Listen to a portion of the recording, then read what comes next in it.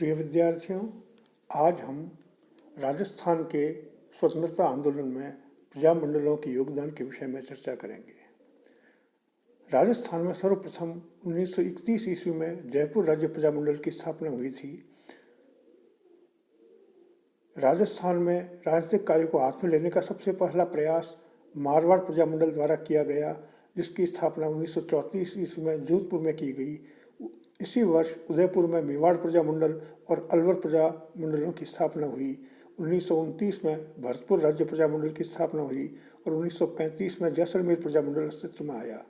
1944 ईस्वी में बूंदी प्रजामंडल की स्थापना हुई। अन्य राज्यों में शासकों के दमनकारी तरीकों के फलस्वरूप अखिल भारतीय देशी राज्य लोक परिषद की अपनी शाखाएं प्रजामंडल स्थापित करने में सफल न हो पाईं, परंतु उपरोक्त राज्यों की जनता की तरफ से उनके राज्यों के बाहर उनकी शाखाएं स्थापित की गईं। जैसे सिरोही लोक परिषद की स्थापना 1933 ईस्वी में बम्बई में, बीकानेर लोक परिषद की स्थापना 1936 ईस्वी में कलकत्ता में और जैसलमेर प्रजामंडल की स्थापना 1945 ईस्वी में जोधपुर में की गई। जोधपुर में 1920 में मारवाड़ सेवा संघ की स्थापना की गई थी। राजस्थान सेवा संघ से इसको संबंधित किया गया। इस संस्था ने 1926 में जानवरों की निकासी को लेकर जोरदार आंदोलन चलाया। मारवाड़ हितकारिणी सभा की स्थापना 1917 में हो चुकी थी। 1922 में जयनारायण व्यास चांदमल सुराणा के संस्था में सम्मिलित होने के बाद इस संस्था में नई चेतना आरंभ हुई।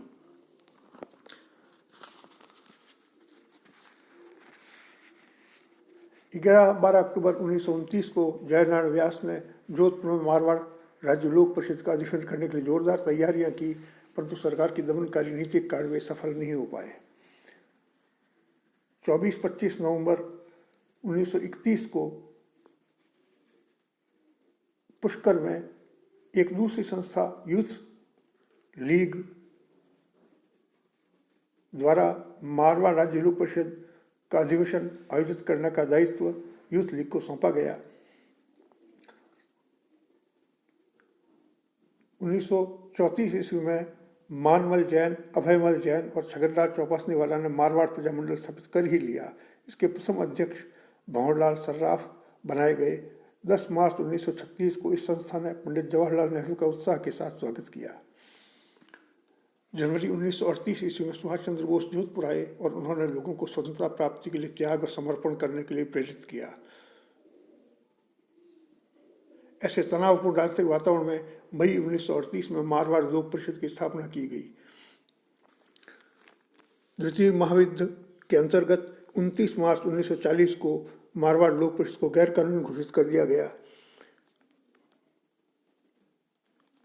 और इसके नेताओं को गिरफ्तार कर लिया गया, जिनके अंतर्गत जयनारायण व्यास, रणछोड़ दास गट्टानी, अभयमल जैन, चौपासनी वाला आदि ने उपवास शुरू किया।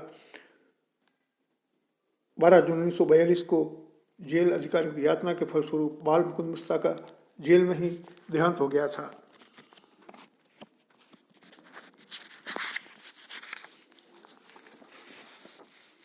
(1942) की गर्मियों में राज्य सरकार ने सभी नेताओं को रिहा कर दिया।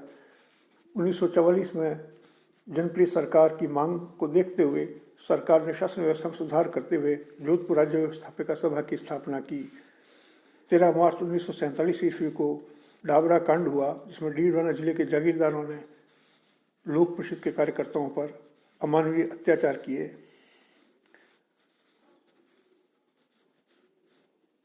जून 1947 के आरंभ में जोधपुर महाराजा उम्मेद सिंह का देहांत हो गया और उनका पुत्र हनुमंत सिंह गद्दी पर बैठा। हनुमंत सिंह किसी प्रकार का उत्तरदायी शासन स्थापित नहीं करना चाहता था। 1947 में उसने जागीरदारों और अपने रिश्तेदारों का मंत्रिमंडल बनाया। नए राजा की कार्यवाही के विरोध में लोक परिषद लोक आंदोलन आरंभ करते हुए 14 नवंबर 1947 को विधानसभा विरोध दिवस के रूप में मनाया। 28 फरवरी 1948 को भारत सरकार ने वीपी मेनन को जोधपुर भेजा।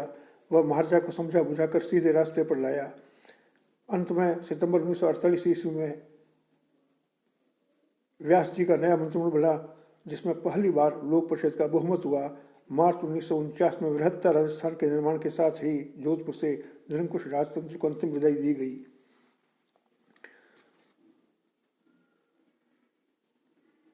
बीकानेर जोधपुर के बाद सबसे बड़ी रियासत क्षेत्रफल की दृष्टि से था। 1921 में स्थापित नरेंद्र मंडल के संस्थापकों में से बीकानेर के नरेश गंगा सिंह एक थे। 1930-32 की गोलियन परिषद में भी उन्होंने भाग लिया। अपने राज्य की आर्थिक उन्नति के लिए उन्होंने गंग महर का निर्माण कराया। लोग उन्हें प्रगतिशील शासक मानने लगे। 1931 में जब राज्य के कुछ लोग अखिल भारतीय देशी राज्य लोक परिषद की कार्यों में रुचि लेने लगे, तब सरकार ने राष्ट्रीय भावनाओं वाले व्यक्तियों का दमन करने का प्रयास किया। 1930-31 में बीकानेर राज्य में सर्वहितकारिणी सभा की स्थापना की गई। इस संस्था ने लड़कियों तथा लड़कों के लिए पाठशालाएं स्थापित की। जुलाई 1932 में राज्य ने सार्वजनिक सुरक्षा कानून पास किया। यह जनता में बीकानेर का काला कानून कहा जाता था। 1943 में 1943 में गंगा सिंह के बाद शार्दुल सिंह बीकानेर के महाराजा बने। 26 अगस्त 1944 को उन्होंने रघुवर दयाल गोयल, उनके दो साथियों गंगादास कौशिक और दाऊदयाल आचार्य को गिरफ्तार करके नजरबंद कर दिया। उनका अपराध यही था कि 1942 में उन्होंने बीकानेर राज्य परिषद की स्थापना करने का निश्चय किया था और उत्तरदायी शासन व्यवस्था हेतु महाराजा को ज्ञापन दिया था। 1944 को बीकानेर राज्य ने आय का बिल पास कर जनता पर आयकर लगाने का प्रयास किया। बीकानेर नागरिक सभा ने 22 मार्च 1945 को इस बिल के विरोध में संपूर्ण राज्य में हड़ताल का आह्वान किया। 1 जुलाई 1946 को रायसिंह नगर में राजनीतिक सभा हुई, जिसमें हजारों लोग उपस्थित हुए और सरकार के विरोध के बावजूद जनता ने तिरंगा फहरा दिया। मई 1946 तक बीकानेर में कोई राजनीतिक सभा नहीं हुई। मार्च 1946 ईस्वी में राज्य सरकार ने एक प्रेस एक्ट जारी करके समाचार पत्रों पर तरह तरह के प्रतिबंध लगा दिए।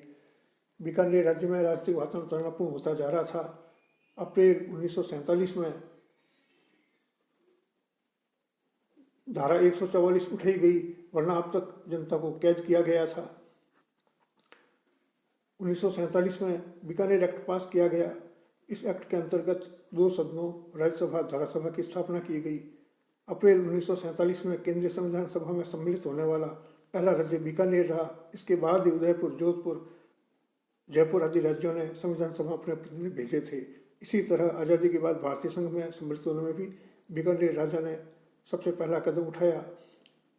बीकानेर में लोकसेवा आयोग और हाईकोर्ट की स्थापना की गई। जनता को प्रेस की स्वतंत्रता, भाषण की स्वतंत्रता, संपत्ति, धर्म संबंधी मौलिक अधिकार प्रदान किए गए। ये सब बीकानेर एक्ट के अंतर्गत थे। जैसलमेर में 1920 से पूर्व किसी प्रकार की हलचल दिखाई नहीं देती।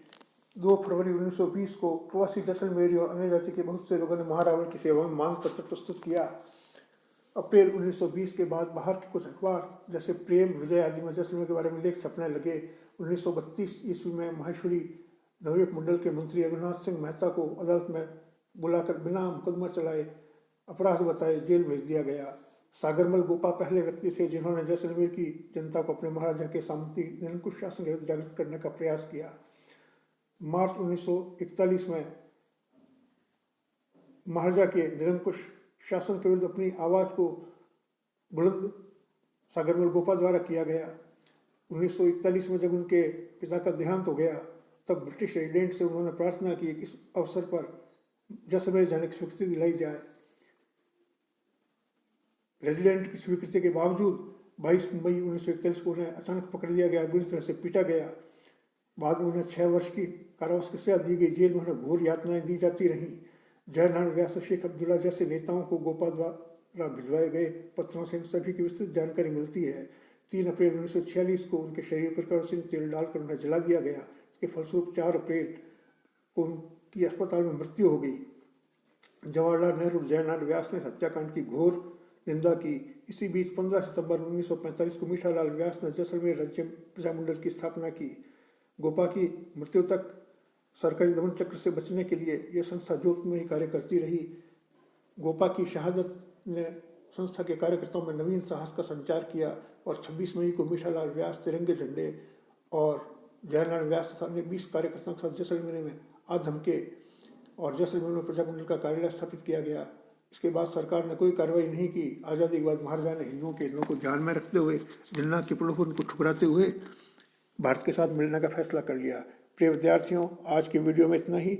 इसके बाद का अगला हम दूसरे वीडियो में प्रस्तुत करेंगे।